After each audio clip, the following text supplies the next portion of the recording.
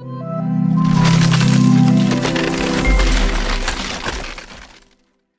hey guys, you're most welcome to your own YouTube channel Nikhil classes.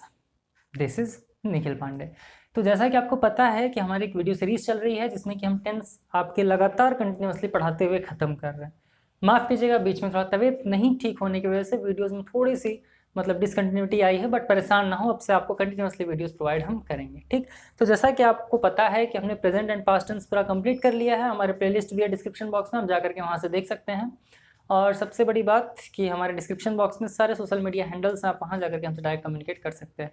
बहुत सारे मेरे students message कर रहे हैं, सर आपके नंबर दीजिए, ये दीजिए. तो फिर आप लोग हमारे अबाउट में जाएं, वहाँ पर हमारे फेसबुक, इंस्टा सारे पेजेस के लिंक दिए हुए हैं, आप वहाँ जा करके हमें फॉलो कर सकते हैं और हमसे डायरेक्ट कम्युनिकेट आप कर सकते हैं. और आपके जितने भी डाउट्स होंगे सारी चीज़ें क्लियर कराई जाएंगी. अदरवाइज़ कमेंट सेक्शन में आप कमेंट करके अपने सारे डाउट्स को क्लियर कर सकते हैं.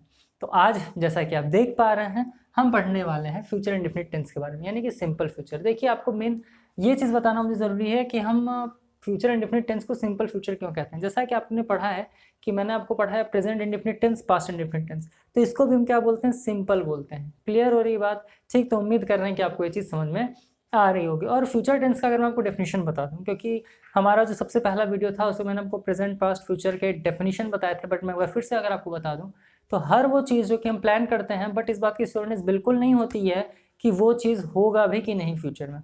It means we plan for it but not sure of its completeness. यानी कि सोचते तो बहुत कुछ है हम, बट सब पूरी कहाँ पर हो पाती हैं. क्लियर? तो क्या होता है कि हर वो चीज़ जिसका हम प्लान तो करते हैं, बट वो सक्सेसफुल होगा या नहीं उसकी गारंटी नहीं है. तो आपका क्या होता है, फ्यूचर टेंस. यानी फ्यूचर टेंस यही होता ही है.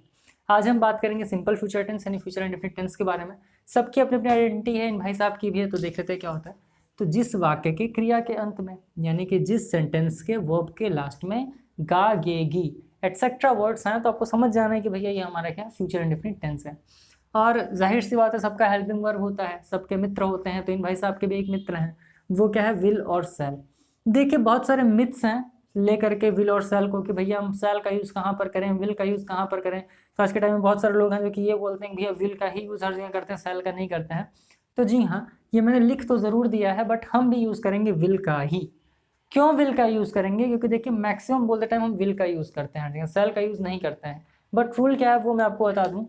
तो देखिए, पहले रूल ये निकला था कि आई और वी के साथ हम सेल का यूज़ करेंगे, बाकी जितने भी हमारे सब्जेक्ट आएंगे उनके साथ हम विल का यूज़ करेंगे. बट आज के टाइम में मैक्सिमम लोग यूज़ कर रहे हैं, हम लोग ये यूज़ करेंगे कि हम लोग चाहे आई हो, वी हो या फिर कोई भी सब्जेक्ट हो, उसके साथ हम विल का ही यूज़ करेंगे. जैसे I will go, we will play. Clear हो रही है बात? तो इसके बाद भी हम क्या करेंगे, विल का ही यूज़ करेंगे. क्यों करेंगे ये चीज़ें भी आपको अच्छे समझ में आ जाएंगी जब मैं इसको आगे बढ़ाऊंगा. आपको पूरा टेंस खत्म कर दूंगा, उसके बाद फिर मैं आपको एक छोटा सा डिफरेंस बताऊंगा जो कि विल और सेल और वुड और शुड के बीच में डिफरेंस होता है.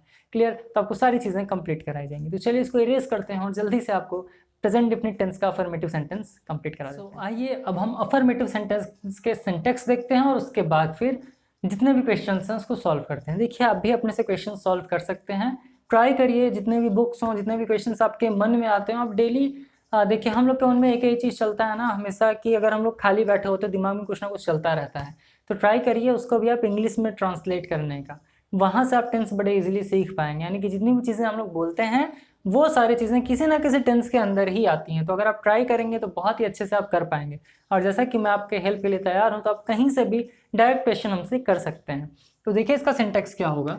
अफर्मेटिव सेंटेंस का सब्जेक्ट का यूज़ करेंगे, प्लस इसके साथ विल और सेल का यूज़ करेंगे, फिर वर्ब का फर्स्ट फॉर्म, फिर object and then other word का हम यूज़ करेंगे. क्लियर? उम्मीद कर रहे हैं आपको समझ में आ रहा हो. तो सब्जेक्ट प्लस विल और shall plus verb first form plus object plus other word. Clear हुई बात? चलिए अब देखते हैं कि हमारा पहला जो सिंटेक्स के अकॉर्डिंग हम क्वेश्चन सॉल्व कैसे करते हैं. जैसे कि वह दिल्ली जाएगा, पहचान कैसे होगी कि अगर लास्ट में गा आ गया तो जाहिर सी बात है फ्यूचर की बात कर रहा है. ठीक, और गा, गे, गी आ गया तो जाहिर सी बात है हमारा क्या हो जाएगा, इंडेफिनिट हो जाएगा. तो वह दिल्ली जाएगा, सब्जेक्ट क्या है, वह यानी कि ही.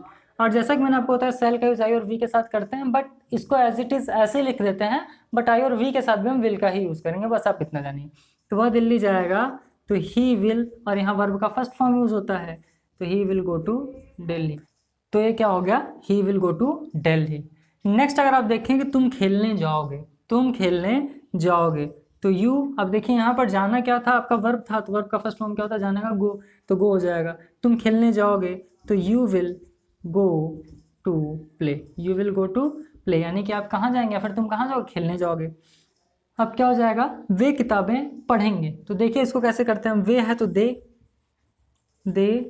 विल, और पढ़ना, पढ़ना क्या होता है, रीड, तो दे विल रीड बुक्स।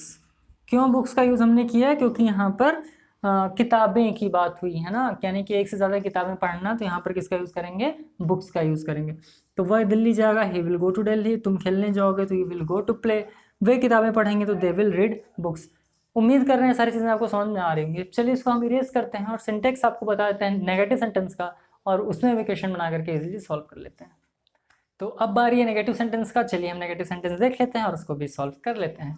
देखिए जैसा कि अगर आप लोग हमारे लगातार वीडियोस देखते हुए आए होंगे तो आपको पता है कि एक माइनर चेंज करते हैं हम लोग, जिसमें कि जो हमारा हेल्पिंग वर्ब होता है और जो वर्ब के फॉर्म्स होते हैं उसके बीच में नॉट का यूज़ कर लिया जाता है। क्लियर, यानी कि हेल्पिंग वर्ब और मेन वर्ब के बीच में नॉट आ जाता है। क्लियर, देखिए वह दिल्ली नहीं जाएगा, so he will not go to Delhi. ठीक, यानी कि हेल्पिंग वर्ब और मेन वर्ब के बीच में कौन आ गया, नॉट आ गया। ठीक, नेगेटिविटी आती है, ये सब क्या होगा, दूर होगा। तुम खेलने नहीं जाओगे तो क्या हो जाएगा, you will not go to play. Is that clear, hope कि आपको समझ में आ रहा होगा। वे किताबें नहीं पढ़ेंगे तो they will not read books. तो ये तो था नेगेटिव सेंटेंस आपका। नेगेटिव सेंटेंस भी बहुत ज़्यादा इजी है, बहुत ज़्यादा कुछ करना नहीं है, बस नॉट का यूज़ करके सारी चीज़ें कर देनी है। अब देखिए मेन चीज़ क्या होता है कि आप अपने से जितने सारे क्वेश्चन सॉल्व करेंगे उतना अच्छा आप अपने आप को पाएंगे। क्यों, क्योंकि जितने क्वेश्चन आप खुद से सॉल्व करते हैं तो उसमें आप खुद के दिमाग लगाते हैं, और खुद से ही अगर आप सिंटेक्स कई बार देखते हैं तो वो सारी चीज़ें आपको लर्न हो जाती हैं। ठीक, तो ट्राई करिए खुद से ज़्यादा से ज़्यादा क्वेश्चन सॉल्व करने का। तो चलिए अब इसको इरेज करते हैं और आपको इंट्रोगेटिव सेंटेंस करें भी। तो अब देखिए इंट्रोगेटिव में आपको थोड़ा सा समझना, अगर आप इंट्रोगेटिव समझ जाते हैं तो डबल इंट्रोगेटिव समझना आपके लिए बहुत ज़्यादा टफ नहीं होता है। ठीक, क्योंकि इंट्रोगेटिव और डबल इंट्रोगेटिव में एक माइनर सा डिफरेंस होता है, चेंजेस होते हैं जो कि आपको बता दिया जाएगा। अभी आप देखें क्या होता है कि इंट्रोगेटिव सेंटेंस, अब देखिए हम सबसे पहले इंट्रोगेटिव में क्या ला देते हैं, जो हेल्पिंग वर्ब होता है वो सबसे पहले आ जाता है। क्लियर, और सब्जेक्ट कहाँ चला जाता है, बीच में चला जाता है, यानी कि विल या शैल, यानी कि हेल्पिंग वर्ब पहले आ गया, प्लस सब्जेक्ट का यूज करेंगे, plus not under bracket, it means अगर दिया हो तो यूज करेंगे, अदरवाइज नहीं भी करेंगे। फिर वर्ब का फर्स्ट फॉर्म यूज करेंगे एज इट इज, फिर ऑब्जेक्ट प्लस अदर वर्ड, और एट लास्ट क्वेश्चन मार्क का तो यूज जरूर करना ही करना है आपको। क्लियर, तो देखें अगला क्या है, क्या वह दिल्ली नहीं जाएगा, तो क्या हो जाएगा, विल, ये पहले आ गया, सब्जेक्ट चला जाएगा बीच में, फिर नॉट, क्योंकि नहीं दिया हो तो will he not go to Delhi. ठीक, एट लास्ट क्वेश्चन मार्क, क्या तुम खेलने नहीं जाओगे, तो will you not go to play, यहाँ भी क्वेश्चन मार्क, और क्या वे किताबें नहीं पढ़ेंगे तो क्या हो जाएगा, will they not read books, और एट लास्ट क्वेश्चन मार्क लगा देंगे। तो बस ये था आपका इंट्रोगेटिव सेंटेंस, और डबल इंट्रोगेटिव सेंटेंस में बहुत ज़्यादा चेंजेस नहीं होते हैं। फिर से मैं बोल रहा हूँ, अगर आप हमारे प्रीवियस वीडियोस देखते हुए आ रहे हैं तो आपको जाहिर सी बात सिर्फ एक चीज़ पता है कि डबल इंट्रोगेटिव सेंटेंस में बस विल या सेल के आगे क्या आ जाता है, WH फैमिली आ जाता है। क्लियर, चलिए इसको इरेज करते हैं और आपको सिंटेक्स, डबल इंट्रोगेटिव सेंटेंस और इसके एग्जाम्पल सॉल्व करके बता देते हैं। तो चलिए अब डबल इंट्रोगेटिव सेंटेंस भी देख लेते हैं कि डबल इंट्रोगेटिव सेंटेंस क्या होता है।